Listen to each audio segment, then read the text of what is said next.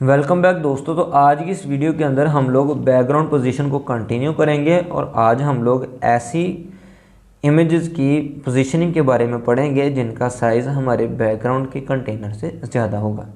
तो चलिए बगैर वक्त ज़ाया किए शुरू करते हैं। लास्ट में जो हमने दूसरी सेपरेट फाइल सिर्फ बैकग्राउंड पोजीशन समझने के लिए बनाई थी वो ये वाली फाइल है। और अगर हम लोग इसका कोड देखें तो इसके कोड के अंदर हम लोगों ने कुछ इस तरीके से लास्ट टाइम कोडिंग की थी। अगर आप लोगों ने वो वीडियो नहीं देखी तो आप इस लिंक पर क्लिक करके वो वीडियो देख सकते हैं।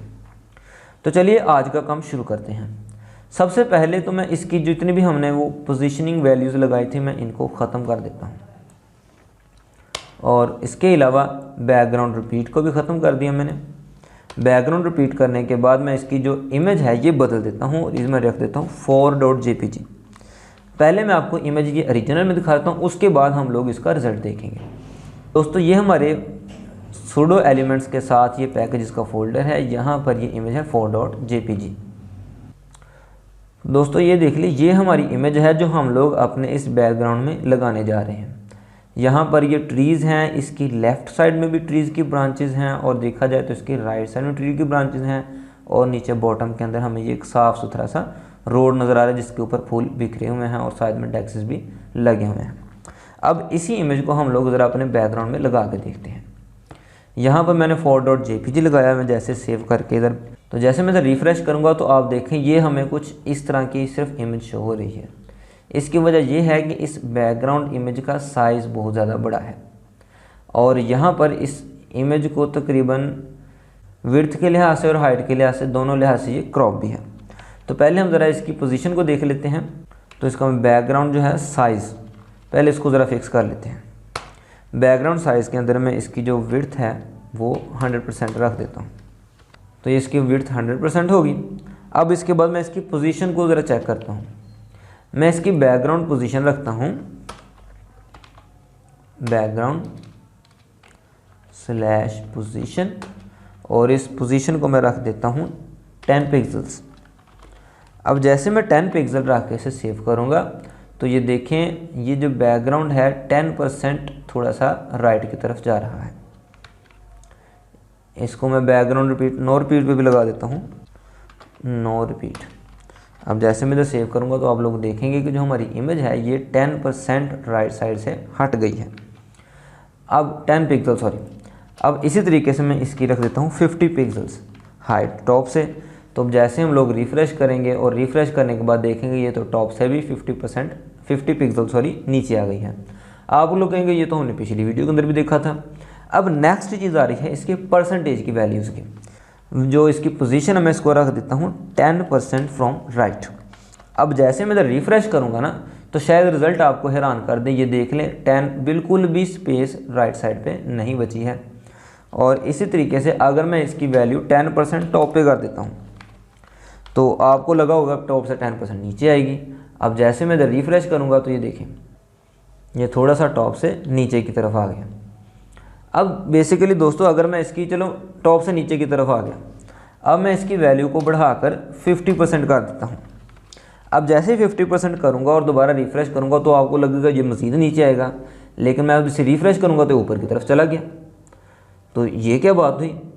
अब यही प्रॉब्लम है जो बड़ी कंटेनर की इमेजेस और छोटी इमेजेस में फ़र्क था और इसी वजह से मैंने ये आपके लिए सेपरेट वीडियो बनाई है ताकि आप लोग जब इस चीज़ को प्रैक्टिकल करें तो आपको कम्प्लीटली अंडरस्टैंड हो कि हम लोग करने क्या जा रहे हैं। दोस्तों पहले हम लोग ज़रा इस चीज़ को अच्छे तरीके से समझ लेते हैं कि हम लोग जब बैकग्राउंड की इमेज को सेट करते हैं ना तो 10% का मतलब क्या है? 10% का मतलब है कि जो हमारी इमेज है इसकी एक्सेस स्पेस का 10% राइट साइड में से क्रॉप हो, बाकी सारा का सारा जो एक्सेस स्पेस है वो इसका लेफ़्ट साइड में से क्रॉप होना चाहिए। अब जैसे मैं इधर 0% करूँगा ना तो 0% का मतलब क्या होगा?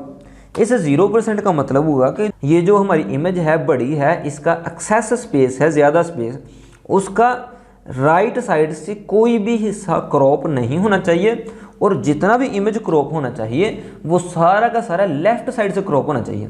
अब जैसे मैं इसे रिफ़्रेश करूँगा तो आप देखेंगे कि ये देखें अब इसकी नॉर्मल पोजीशनिंग क्या होती है या डिफ़ॉल्ट वैल्यू क्या होती है?